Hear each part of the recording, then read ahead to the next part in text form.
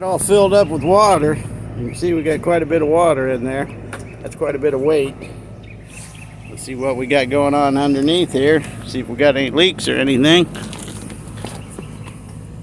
It's looking good. Dry as a bone. Both places. Looks good.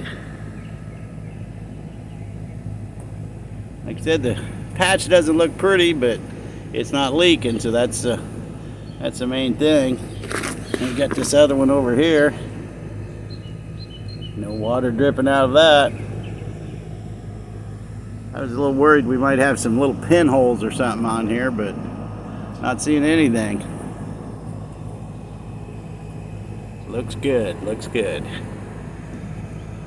That's a lot of weight, that water in there.